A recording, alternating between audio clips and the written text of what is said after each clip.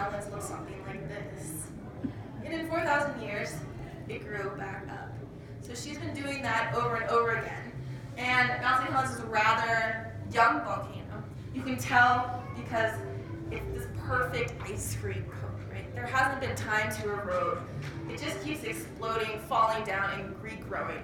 If you had been at Spirit Lake on those camps, what do you think the beach is made out of? Ash. It's ash, right? It's volcanic material, exactly. Also, you remember passing Coldwater Lake on your way down here? Yes. Coldwater Lake before 1980 was Coldwater Creek, right? And the landslide from the eruption dammed Coldwater Creek and created a lake. So Spirit Lake was created in exactly the same way only 2,500 years ago. So the evidence of volcanic activity is there. It's just really hard to believe it when it's your home, right? Because when you think of volcano, maybe you want to close your eyes a little bit and do a visualization here. What do you think of when you think of volcano in your mind's eye? And I just want you to be honest with me. If it looks something like this. Yes. Okay, yeah. So this is my cousin's daughter. Colby, she drew this and she's 8. But think even if you're not 8, this is more or less what we think of when we think of volcano, right? Where's the lava? Everyone says the lava here is oozing down the volcano. There's little lava tears coming out and this vertical eruption cloud, and it's terribly exciting. And what you know of Mount Saint Helens so far, does that fit the expectation of a volcano that we have? Not at all, right? So the problem was that our expectation of home and our expectation of volcanoes didn't quite fit to this story. But if you were here in the spring before the eruption, it kind of did, and it kind of looked like a typical volcano. In March of 1980, Mount Saint Helens wakes up, forms a crater right here, right? Has this phreatic eruption cloud, and a phreatic eruption is basically just steam. It's just water. And a lot of people came to watch it. It's very exciting, but it's not particularly dangerous, right? And after months of this stop and start, people became a little bit restless and didn't think anything was going to happen. So those cabin owners on Spirit Lake, they were private landowners, and they wanted to return to their property. Okay? So on May 17th, what date was the eruption? 18. Right, so the day before, a bunch of cabin owners were escorted into Spirit Lake to retrieve their belongings, right? Just the day before the eruption. And the next day they were planning to go back. So if you can imagine, timing is everything in this case, right? And the most important thing about the mountain at that time, though, was something that not a lot of people knew about. It wasn't making front page news. But if you look closely enough, there were stories of this, and that is that bulge. And the bulge is the most important part, I think, of Mount Saint Helens at that time, because this bulge was magma pushing out from the mountain, creating this mass of earth that was hanging off the side of the mountain, and it was growing about 5 feet a day. So about 400 feet total. And that was just earth waiting to be stabilized, right? And David Johnson, heard that name? He said the only way to stabilize this was for it to come down. Your question. So it was magma, but no real magma, like nothing molten came out. Right, so we had a different kind of lava here at Mount Saint Helens. Oh, okay. And that magma inside the volcano was this very gas-rich, silica-rich magma. So something full of gas, waiting to come out, pushing against its container. What happens when you take the top off? Explodes. It explodes, right? So that land mass needed to stabilize, yes? I was just going to say, we were here and that bulge got big enough that from the west it looked like it had grown 2 peaks. Right, exactly. It was huge, right? The mountain really was deforming itself. So on May 18th, oh my gosh, and the ghost of David Johnson has just cleared the skies there. But talking about Garrett Rosenquist, he woke up on this beautiful blue sky Sunday morning, and if you're from here, or even if you're not, you know how rare that is.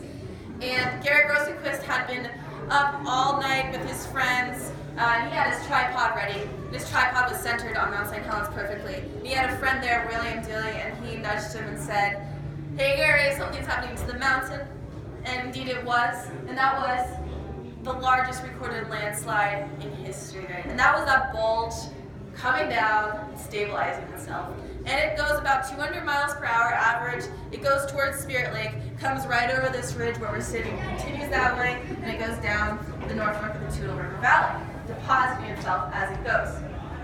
So it releases that pop can lid, and all of that gas-rich magma explodes out, and we get that lateral blast, and that's traveling at about 450 miles per hour average, and it's coming the same directions right towards us, towards Spirit Lake, and down the Toutle River Valley.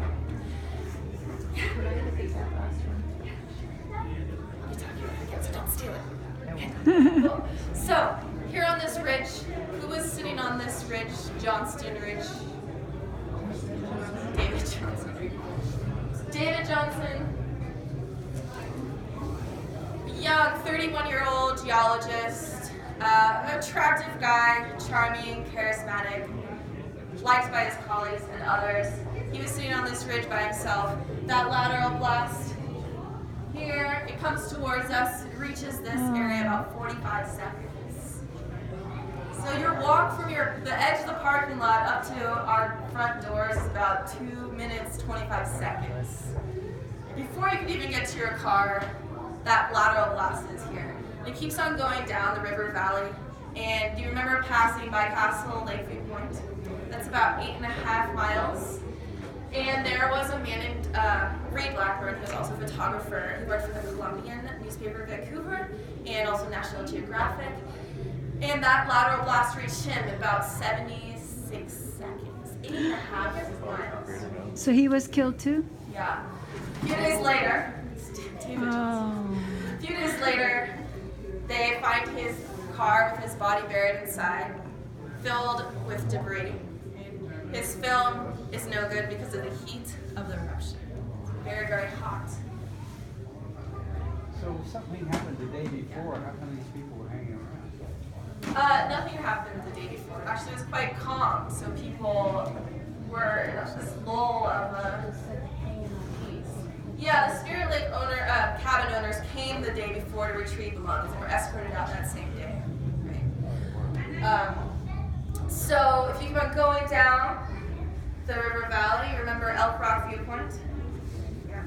That's about 10 miles down the road, and there was a mother and her daughter, Arlene Edwards and her daughter Jolie. Beautiful young women. Arlene was only 37. She was also a photographer. That blast cloud reaches them in about 96 seconds estimate. And for a while, her only surviving daughter was looking for them, for her mother, and she was told by authorities that she probably picked up and started a new life somewhere else because they couldn't find a trace of her. Really pissed off. Later, her daughter found her car had been picked up by some entrepreneur who was charging money to see it, and she found her mother's purse under the front seat, and really pissed her off too. But the reason they couldn't find her body is that she's blown back about 800 feet from where she was by that lateral blast, found later by loggers who had returned to the area. And then you go on down 11 miles down the road, there was a roadblock, and there were a lot of people waiting there, waiting for something to happen. And this happens, and there was a couple, Gil Baker and Kathy O'Keefe, and they do the right thing, which is get in the car and go, right? And they go 100 miles per hour down the road, and they see that lateral blast coming in their rear mirror, and he says it's like boiling oil. It's like an animal on both sides of them and above them, coming at them so fast. They're going 100 miles per hour. They see a car ahead of them, it's only going 80. Of course, they must pass. And they see in their rear mirror that that blast cloud has overtaken that car, and that couple did not make it. They see two cars coming towards them in the opposite direction. Don't know what happened to them, I can imagine. And they keep on going 100 miles per hour, about 15 miles out. They're probably safe, but they don't stop until Toledo. So what happened to the landscape from that eruption? Well, if you were within David Johnson area, about 5.5 miles, you were in what was called the tree removal zone. Well, hey. So that looks something like this. Remember those old growth forests we were talking about, these big trees out there?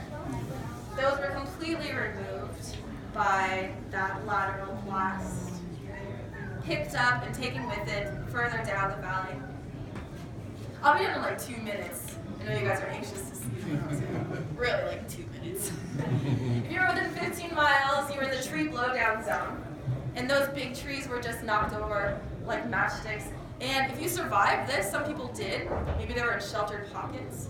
Then you had to climb out over some big trees, try to find your way back, which was really a large part of the struggle, with ash falling and burning your eyes and your throat.